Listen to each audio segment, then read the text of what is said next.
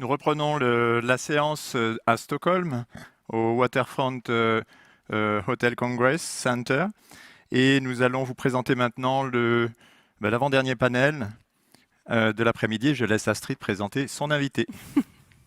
Bonjour Karine. Je suis très heureuse de vous présenter Karine Montaner-Reynaud, qui est une femme extraordinaire. Elle est politicienne dans une toute petite principauté d'Andorre, que les Espagnols et Français connaissent bien. Et le miracle de Karine, c'est qu'elle a réussi à renverser les politiques restrictives dans son pays. Donc, on l'a pris comme modèle politique des leçons apprises de cette session et on va passer les leçons apprises. On va ensuite avoir un modèle suisse, ensuite les deux avocats que je vous présenterai après. Merci Karine et on se réjouit d'écouter tous tes efforts qui peuvent inspirer d'autres pays qui Merci. commencent à reconfiner. Donc merci. Merci infiniment Astrid. Donc pour moi c'est un honneur d'être ici avec vous. Tout d'abord je tenais avant de commencer de vous partager l'expérience de la principauté d'Andorre, de préciser que je parle en mon nom et que mes propos n'engagent que moi. Voilà, je ne parle pas au nom du gouvernement et je ne parle pas au nom de mon groupe parlementaire. Donc pour commencer, je vais vous exposer un petit peu ce que nous avons vécu en Andorre. Donc il y a eu une première phase, une phase de confinement, mi-mars jusqu'à à peu près mi-mai. Il y a eu l'apparition du virus en Andorre, comme les pays voisins. Donc il y avait une méconnaissance du virus.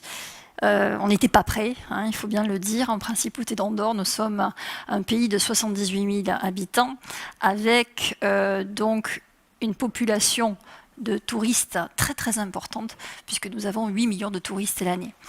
Donc nous n'étions pas prêts, nous n'avions pas de matériel et notre système hospitalier non plus n'était pas prêt. Donc il fallait absolument confiner pour avoir le temps de s'organiser et le temps de s'approvisionner puisqu'on manquait terriblement de masques, FFP2 et on manquait de respirateurs. Et donc il fallait absolument remédier à tout cela. Donc en fait là, on s'est aperçu qu'il y avait une véritable course en fait à l'approvisionnement au niveau de tous les États. Et on s'est aperçu qu'il y avait des problèmes au niveau de l'approvisionnement, c'est-à-dire qu'il y avait des courts-circuits. Les commandes des États n'arrivaient pas à bonne destination. Donc c'est pour ça que certains États, d'ailleurs, ont, par exemple, lancé donc l'armée pour justement assurer cet approvisionnement et pour que cet approvisionnement donc, arrive à bon port. Donc à cette période, nous avons eu beaucoup de malades. Nous avons beaucoup d'hospitalisations et nous avons commencé à traiter nos malades à l'hydroxychloroquine et à l'azithromycine.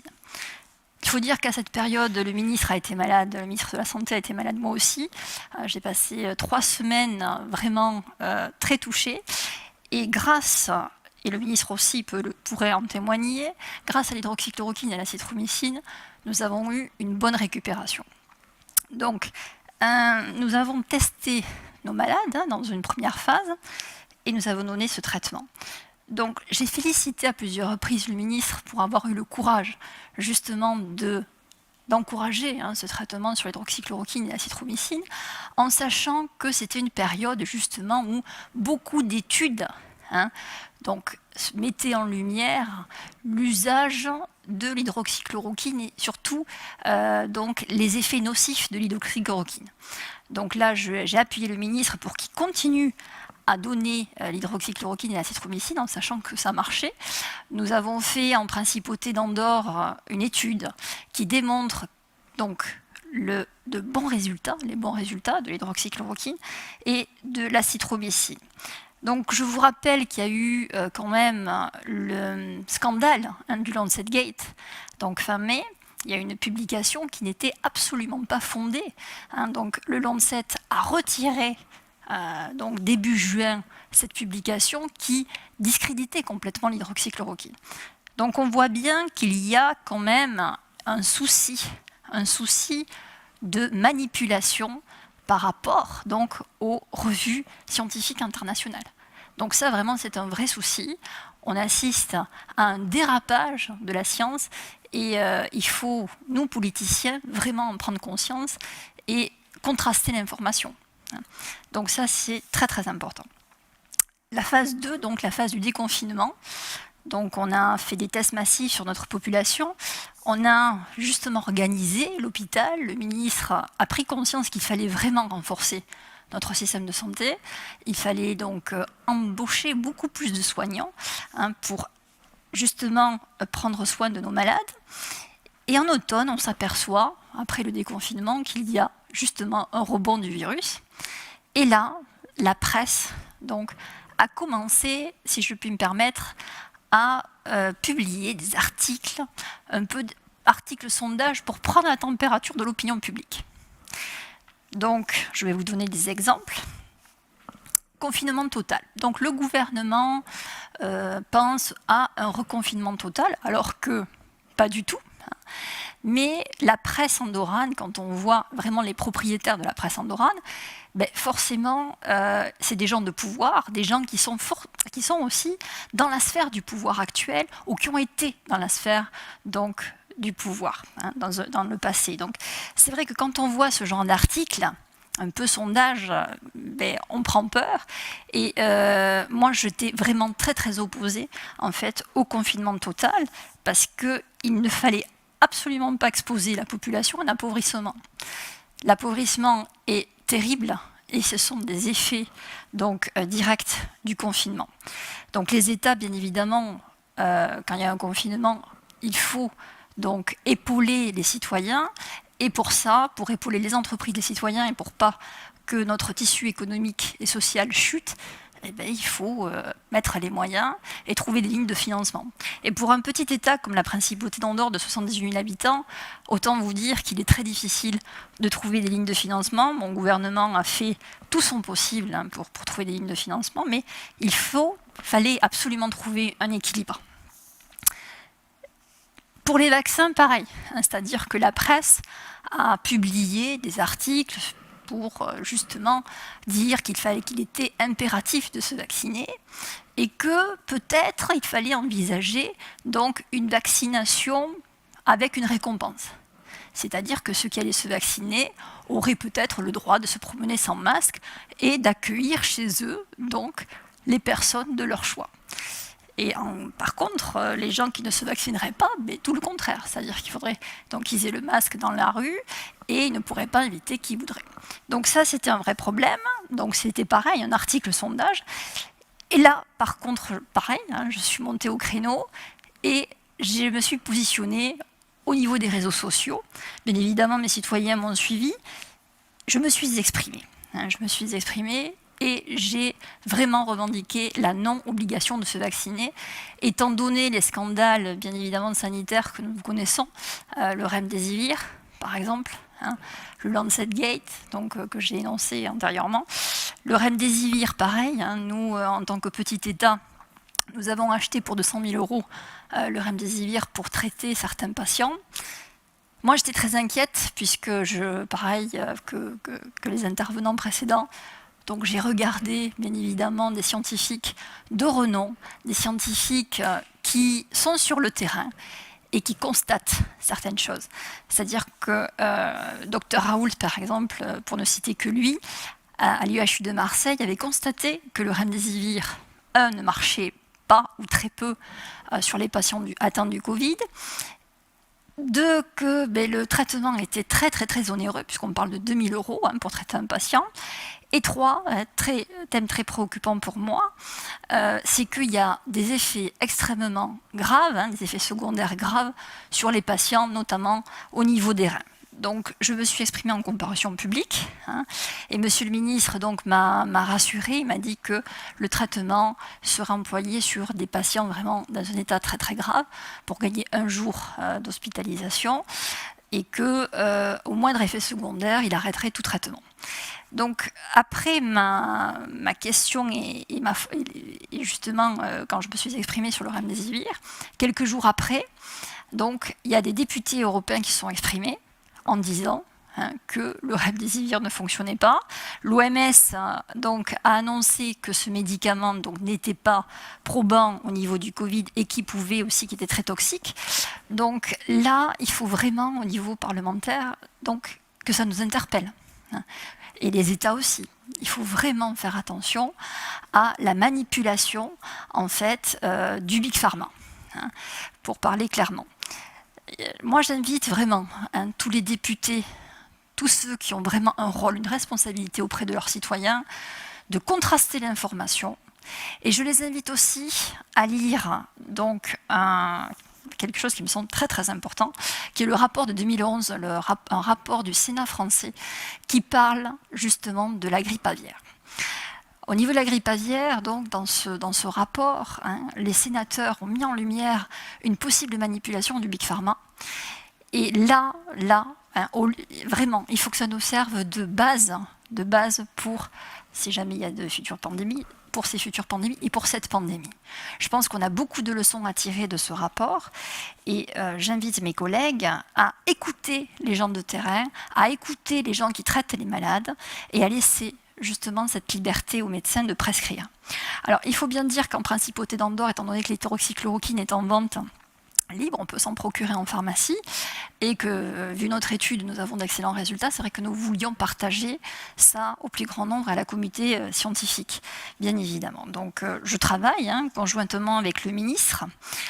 Je l'ai alerté sur les vaccins, justement, les vaccins à base d'ARN, qui est, si je puis me permettre, une grande expérience scientifique, mais vraiment, nous n'avons pas le retour sur cette expérience scientifique. Il faut être extrêmement prudent. On parle d'un vaccin qu'on injecte dans le corps, donc ce n'est pas un objet qu'on achète et qu'on met sur la table. Donc il faut vraiment être prudent à ce niveau. Notre ministre, qui était quand même très très optimiste au niveau des vaccins, a aujourd'hui un discours beaucoup plus prudent et je salue sa prudence, bien évidemment. Donc, par exemple, en principauté d'Andorre, donc la principauté a comme objectif de faire des tests massifs. Il voulait chaque semaine faire des tests sur les enfants, sur les adolescents et sur les maîtres, les maîtresses et les professeurs.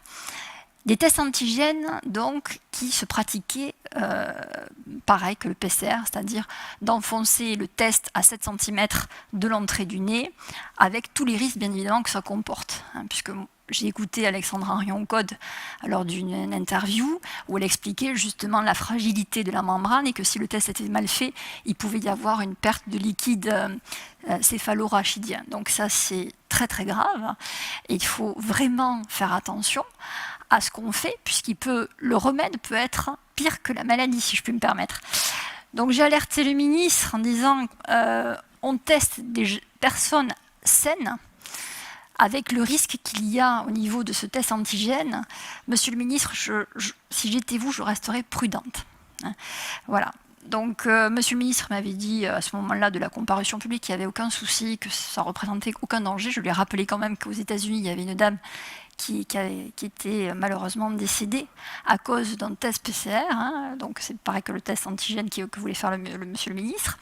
Donc, au bout d'un certain temps, bon, je suis quand même quelqu'un d'insistant, je reconnais, et d'ailleurs je m'en excuse auprès de mon gouvernement. Au bout de quelques jours, monsieur le ministre m'appelle et me dit effectivement, Karine, on va quand même changer de test antigène et puis on va faire des tests antigènes à 1,5 cm de l'entrée du nez, comme ça nous n'aurons aucun risque. Donc là, je le salue à nouveau et je le remercie parce que on a pu travailler. J'ai rappelé quand même à monsieur le ministre et aussi à la ministre de l'Éducation, qui a quand même une responsabilité aussi, le code de Nuremberg. C'est-à-dire qu'il y a 10 points au code de Nuremberg, et un des points est qu'il ne faut absolument pas faire prendre de risques aux patients, et surtout à des personnes saines. Donc ça a été extrêmement important. Donc je vous cite quelques exemples. Donc pour la principauté d'Andorre, il y a une réelle volonté d'équilibre, c'est-à-dire équilibrer, protéger le citoyen, bien évidemment, du virus, et aussi protéger son tissu économique et social, et garder notre humanité. C'est-à-dire qu'au niveau de la maternité, par exemple, à l'heure d'aujourd'hui, à l'heure à laquelle je vous parle, une maman peut voir son bébé peut voir la maman sans masque. C'est-à-dire qu'il y a tout un protocole. Donc on fait faire le test à la maman et au papa. Et ils peuvent assister donc à l'accouchement. Et le bébé peut voir la maman et le papa sans masque. Chose qui est très très importante pour notre humanité, bien évidemment. Donc le message que j'aurais à passer, si vous me le permettez, en conclusion, j'encourage vraiment tous les politiques en place de regarder, de contraster l'information. Combien de fois j'ai entendu dire « Écoute Karine, tu es économiste, tu n'es pas médecin. Messieurs les parlementaires, vous n'êtes pas médecins, mais je vous encourage vraiment d'écouter ceux qui savent et ceux qui, justement, soignent les malades, parce qu'eux, ils savent. Ceux qui soignent les malades et ceux qui n'ont pas de conflit d'intérêt. »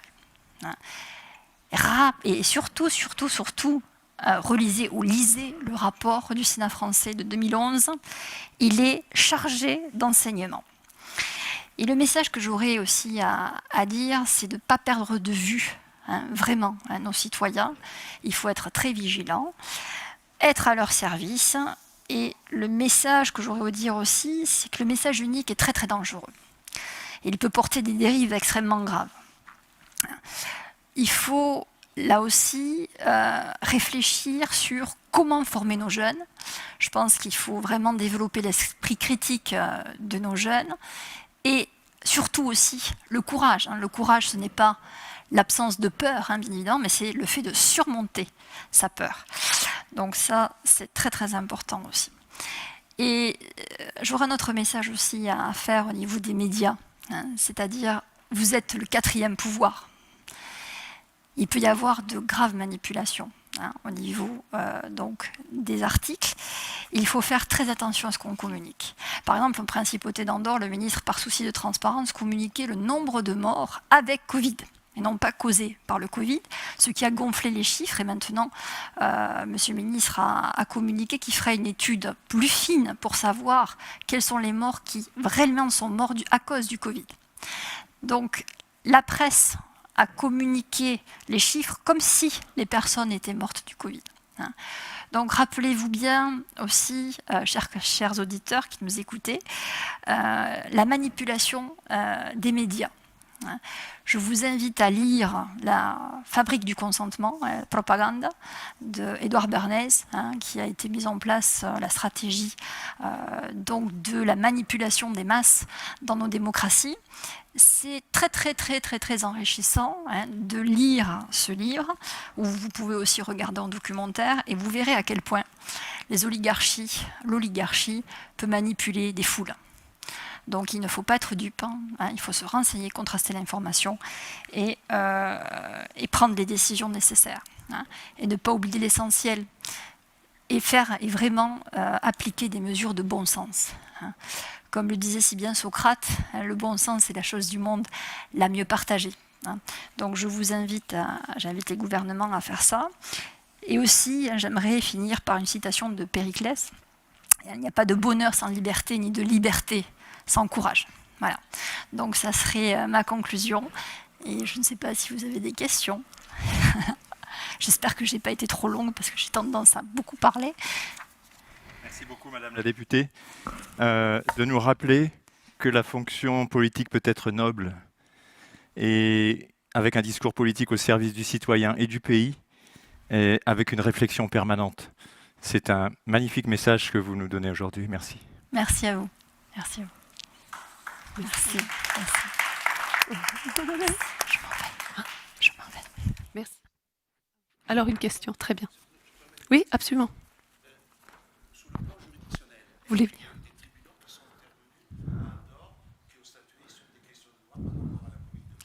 Pas du tout. Tu peux répéter la question? Pas du tout, pas du tout. Parce qu'en fait, ici, on est un petit pays. La question était la suivante. Est-ce qu'il y a eu des interventions judiciaires ou de la part des organes juridictionnels à Andorre par rapport à des problématiques relatives à la Covid, des recours, des référés liberté? J'en sais rien, voilà. Non, pas du tout, parce qu'en fait, on est un petit pays où tout le monde se connaît. tout le monde se connaît.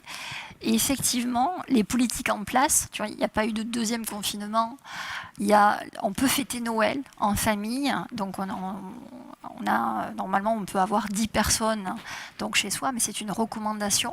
C'est-à-dire qu'il n'y a pas eu quand même, il y a un retrait de liberté, mais il n'y a pas eu un retrait de liberté extrême. C'est-à-dire qu'on a absolument évité le deuxième confinement. On essaie d'avoir des mesures très très équilibrées, c'est-à-dire que les restaurants, donc après le déconfinement, ont continué à travailler avec certaines restrictions par moment. Mais maintenant, donc il y a plus de restrictions. Donc c'est vraiment très important pour nous de garder cette liberté aussi. Par exemple, pour les masques. Donc, les masques sont effectivement obligatoires en lieu fermé, sauf bien évidemment au restaurant et dans les bars. Dans les rues, s'il y a beaucoup de monde, mais après, on peut se promener dans la montagne sans masque. Donc ça, monsieur le ministre, bien évidemment, l'a dit. J'avais posé une question au ministre au niveau des masques aussi, puisque je me suis rendu compte qu'il y avait une mauvaise utilisation des masques. Moi, j'ai eu beaucoup de plaintes de mes citoyens qui avaient des maux de tête, qui avaient plein d'effets secondaires liés aux masques. Donc j'ai posé une question à monsieur le ministre, j'ai dit écoutez, expliquez-nous l'usage rationnel du masque, parce qu'il peut y avoir des effets très très nocifs. Et donc il a rappelé, parce qu'en fait les gens gardaient le même masque toute la semaine. Donc en fait on s'auto-toxique. Et le ministre a donc dit qu'il fallait, donc pour les personnes fragiles, des FFP2 et pour les autres personnes, donc de changer son masque régulièrement, c'est-à-dire une fois par jour. Voilà. On ne peut pas garder le masque toute la semaine. Voilà. Alors, Karine, encore une question. Est-ce qu'il y a un comité scientifique qui vous assiste? Alors oui, effectivement, il y a un comité scientifique. Alors, on a eu une toute petite friction avec le ministre, à ce sujet, puisque j'ai insisté pour avoir ce comité scientifique. Après, monsieur le ministre était d'accord avec moi. Par contre, il y a eu un souci quand j'ai demandé en comparution publique que le ministre me donne le CV de chaque membre du comité scientifique et qui me donne l'attestation justement de non-conflit d'intérêts. Voilà. Et là, donc, ça a posé problème, parce qu'il y a une personne qui travaille le vaccin. Par contre, cette personne est de la confiance du ministre. Donc moi, je lui ai dit, il ne faut pas qu'on ait de friction. C'est-à-dire que si toi, tu es bien avec ta décision, tu ne dois pas être sur la défensive. Parce que si tu es sur la défensive, moi, je vais commencer à chercher. Ça va me paraître bizarre. Donc si tu as choisi cette personne et qui est digne de ta confiance, eh bien, assume et dis-le. Et tu nous donnes le curriculum et tu donnes les attestations. Et si cette personne ne peut pas prendre de décision au moment T pour le vaccin, mais elle sortira de la commission et c'est terminé. Voilà, donc il faut, à un moment donné, je pense qu'il faut être aligné avec soi-même et assumer ses choix. Voilà. Magnifique, merci Karine. On va revenir là-dessus après, Parfait. avec le débat. Parfait. Hop.